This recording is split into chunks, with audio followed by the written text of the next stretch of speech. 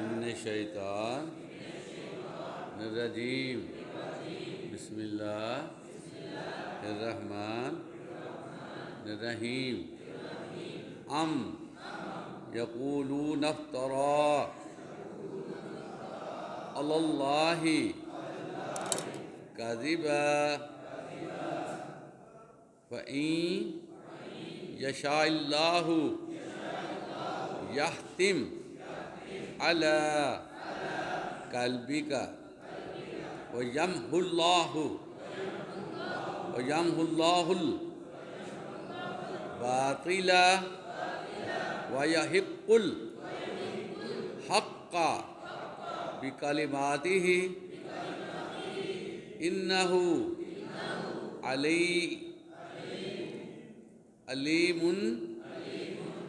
علیم بذات الصدور۔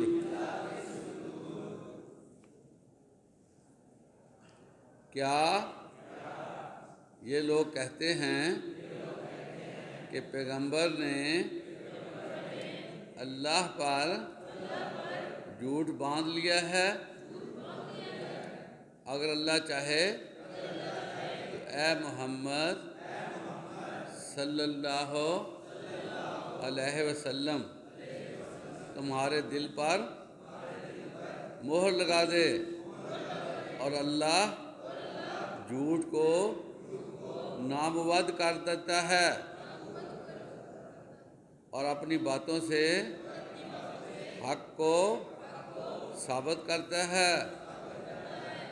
بے شک وہ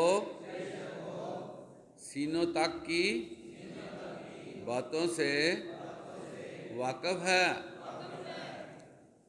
اچھا، اس میں جو بات سامنے آئی ہے وہ اس طرح ہے کہ اللہ تعالیٰ نے آپ صلی اللہ علیہ وسلم کو مبعوث کیا، اور آپ کا جو بھی حکم اللہ کی طرف سے ملا وہ آپ صلی اللہ علیہ وسلم نے آگے اس کو لوگوں تک پہنچایا۔ لیکن ایک پروپیگنڈا ہوتا ہے،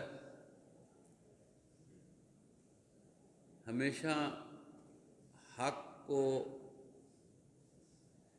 ڈاؤٹ کرنے کے لیے، شک و شبہ پیدا کرنے کے لیے مختلف قسم کی باتیں گڑ لی جاتی ہیں۔ ایک بات کا وجود بھی نہیں ہوتا تو لوگ جو ہیں سر جوڑ کر بیٹھ جاتے ہیں اور ٹریس کرتے ہیں کہ کیسے بات بنانی ہے اور پھر معاملہ خراب کرنا ہے۔ اس کی مثال زندہ یوٹیوب پلس فیس بک یا دوسرے ذرائع ہیں سوشل میڈیا کے، کہ بالکل کوئی بات کا تصور نہیں ہے لیکن پوسٹیں بنا کے فیس بک پہ دے دی جاتی ہیں، بالکل فیک سٹوری ہوتی ہے لیکن امپلیمنٹ کروانے کی کوشش کی جاتی ہے، لوگوں میں ابہام پیدا کرنے کی کوشش کی جاتی ہے۔ تو یہ جو ٹرینڈ سیٹ ہے یہ پہلے بھی موجود تھا۔ آپ صلی اللہ علیہ وسلم چونکہ انہی میں سے نبی مبعوث ہوئے تھے تو وہ ان کے ذہنوں میں یہ موجود تھا کہ اہل مکہ ان کا ایک کہہ لیں کہ کریز تھا اپنے آپ کو اوپر رکھنا، منوانا، اور اس حوالے سے وہ فخر کرتے تھے کہ ہم فلاں ہیں، ہم فلاں ہیں۔ تو آپ صلی اللہ علیہ وسلم کے بارے میں بھی ان کے ذہنوں میں یہ چیز آئی کہ یہ محمد صلی اللہ علیہ وسلم جو ہیں یہ ہم سے اٹھ کر یہ کیسی کیسی باتیں کر رہے ہیں اور اپنے آپ کو رسول بھی کلیم کر رہے ہیں۔ تو یہ باتیں تو یہ خود ہی ڈویلپ کر کے ہمارے اوپر پہنچا دیتے ہیں۔ تو انہوں نے پروپیگنڈا کیا ہے جس کے جواب میں اللہ تعالیٰ یہ فرماتے ہیں کہ محمد صلی اللہ علیہ وسلم اگر خود سے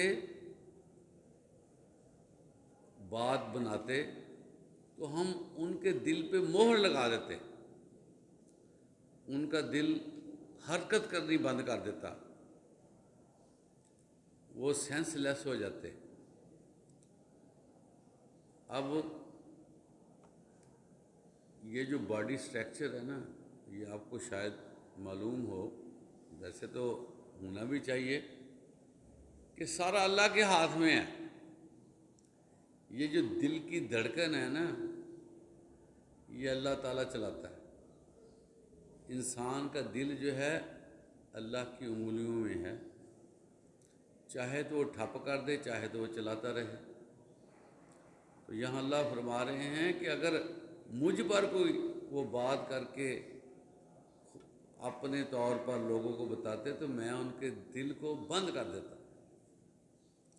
آپ دیکھیں کہ اس کی مثال اللہ تعالیٰ نے اصحاب کہف کے حوالے سے بھی ہمیں بتائی ہے کہ وہ 200-300 سال تک سوتے رہے۔ کیا یہ ممکن ہے کہ کوئی بندہ اتنی دیر سو سکے؟ لیکن باڈی سٹرکچر اللہ کے ہاتھ میں ہے، وہ جیسے چاہے چلا سکتا ہے۔ اسی طرح ایک اور واقعہ قرآن مجید میں آتا ہے کہ ایک ولی اللہ وہ جا رہے ہیں، راستے میں پڑاؤ ڈالتے ہیں، گدھے پر سوار تھے، گدھا ایک سائیڈ پہ کھڑا کر دیا اور کچھ دیر سستانے لگے۔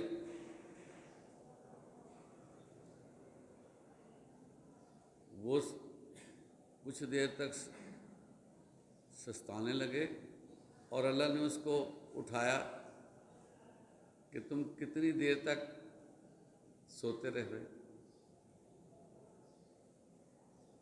اس ولی اللہ نے کہا کہ تھوڑا عرصہ میں سویا ہوں۔ اللہ فرماتے ہیں کہ تم اپنے گدھے کی طرف دیکھو۔ تو گدھے کی طرف دیکھا تو وہ اس کی صرف ہڈیاں ہی کھڑی تھی، باقی ہر چیز ختم ہو چکی تھی۔ اور پھر اللہ نے فرمایا کہ تم اپنے کھانے کی طرف دیکھو۔ وہ کھانا دیکھا تو بالکل ٹھیک تھا، وہ 100 سال سے زیادہ دیر تک سوتا رہا۔ تو یہ جو چیزیں ہیں اللہ کے ہاتھ میں ہیں، کسی بھی چیز کو ختم کرنا اللہ تعالیٰ کر سکتے ہیں۔ تو یہاں پر یہی بات آ رہی ہے کہ اللہ پر جھوٹ بولنا آسان نہیں ہے، اور جو بھی بندہ اللہ پر جھوٹ باندھتا ہے وہ یقینی طور پر بربادی کا راستہ جو ہے وہ چنتا ہے۔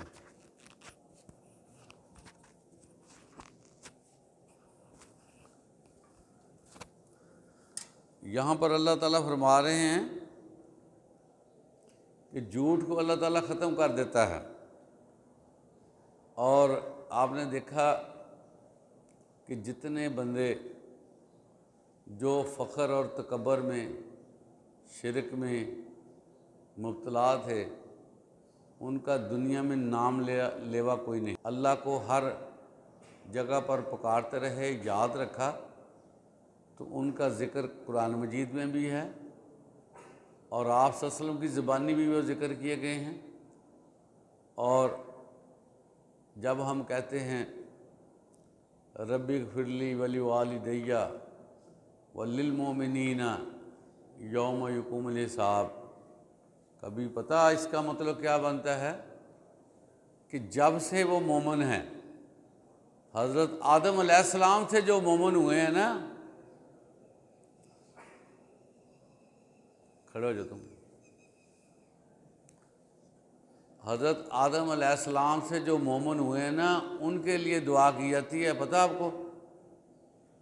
رب اغفر لی ولوالدی وللمؤمنین یوم یقوم الحساب، کہ یا اللہ ان مومنوں کو معاف کر دے جنہوں نے تجھ کو ہر حال میں یاد رکھا۔ تو بات یہ ہے کہ اللہ تعالیٰ جھوٹ کو مٹاتا ہے اور حق کو بڑھاتا ہے، اور یہاں پر اللہ تعالیٰ یہ بھی فرما رہے ہیں کہ بے شک اللہ تعالیٰ جو کچھ سینوں میں ہے اس کو جانتا ہے۔ تو یہ اللہ تعالیٰ کی گرپ یہاں پر ظاہر ہو رہی ہے کہ سینہ جو ہے نا، جس میں دل ہے، جس میں خیالات بنتے ہیں، صرف انسان اپنی فیلنگ سے آگاہ ہو سکتا ہے۔ کسی کو نہیں پتہ دل میں کیا ہے، لیکن بنانے والے کو پتہ ہے کہ اس کے دل میں کیا ہے۔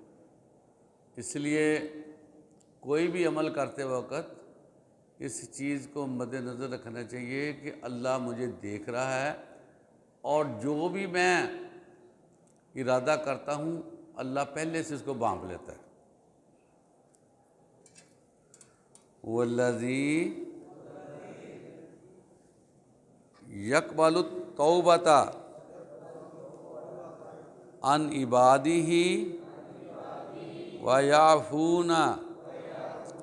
ویعفو عن السیئات ویعلم ما تفعلون۔ اور وہی تو ہے جو اپنے بندوں کی توبہ قبول کرتا ہے اور ان کے قصور معاف فرماتا ہے، اور جو کچھ تم کرتے ہو سب جانتا ہے۔ عزیز طلبہ، یہاں پر بہت بڑی خوشخبری ہے۔ اللہ تعالیٰ اپنے آپ کو متعارف کرا رہا ہے کہ وہی اللہ ہے۔ یہ بہت بڑی خوشخبری ہے۔ دیکھیں، میں نے یہ آبزرو کیا ہے، آپ لوگوں کو بھی تھوڑا سا اس کے بارے میں اندازہ ہوا ہوگا کہ بعض اوقات تعلقات بڑے اچھے ہوتے ہیں، چھوٹی چھوٹی بات پہ ناراضگی بن جاتی ہے اور بات بگڑ جاتی ہے، ختم ہو جاتی ہے۔ رشتہ داروں میں صرف اس وجہ سے بھی ناراضگیاں ہو جاتی ہیں کہ مجھے اچھی طرح پوچھا نہیں گیا، مجھے بہتر رسپانس نہیں کیا گیا، میری بات کو توجہ سے نہیں سنا گیا۔ کسی چھوٹی سی بات پہ بھی رشتے ختم ہو جاتے ہیں، اور ایسے ختم ہوتے ہیں کہ بعد میں ان کو چلانا مشکل ہو جاتا ہے۔ تو یہاں اللہ فرما رہے ہیں کہ اے بندے، تو جب بھی میرے طرف رجوع کرے میں تمہاری توبہ قبول کرنے والا ہوں۔ تو یہ اللہ کی طرف سے بہت بڑا انعام ہے، کیونکہ دنیا میں کوئی ایسا بندہ نہیں ہے جو خطا کار نہ ہو۔ ہر بندے سے خطا ہوئی ہے اور ہوتی رہتی ہے، اور اگر اللہ ہمیں نہ معاف کرے تو ہمارے یہاں پر چلنا پھرنا مشکل ہو جائے، محال ہو جائے۔ تو اللہ کی مہربانی ہے کہ وہ معاف کرتا ہے۔ حدیث میں آتا ہے کہ ہر بندہ خطا کار ہے، لیکن سب سے اچھا خطا کار کون ہے؟ جو رجوع کرنے والا ہے۔ اور یہ بات یاد رکھیں کہ رجوع کرنے میں تاخیر نہیں کرنی چاہیے۔ اگر کوئی غلطی ہو جائے فوراً جو ہے اللہ کی طرف توجہ دینی چاہیے، اور یہ جو غلطی بندہ کرتا ہے اگر رجوع کر لے تو اللہ تعالیٰ اس غلطی کو ختم کر کے اس میں نیکیاں بھی ڈال دیتا ہے۔ یہ اللہ کا اپنا انداز ہے کہ جو بندہ صدق سے معافی مانگتا ہے اس کو نیکیاں بھی دیتا ہے۔ اس لیے اللہ کی طرف توجہ دینا بڑا ضروری ہے۔ ایسا گناہ جس کی معافی نہ مانگی جائے وہ حشر کے دن بہت بڑا ہمارے لیے ایک جو ہے وہ آزمائش بن جائے گی، اور اس میں سے نکلنا بڑا مشکل ہو جائے گا۔ اس لیے کوشش کرنی چاہیے کوئی بھی معاملہ ہو اللہ کی طرف رجوع کریں، اللہ تعالیٰ معافی دینے والا ہے، اور اللہ تعالیٰ جو کچھ انسان کرتا ہے اس کو جانتا ہے۔ تو اللہ تعالیٰ ہمیں ہمیشہ اس سے معافی مانگنے والا بنائے اور گناہ سے بچنے کی توفیق عطا فرمائے۔ وآخر دعوانا الحمدللہ رب العالمین۔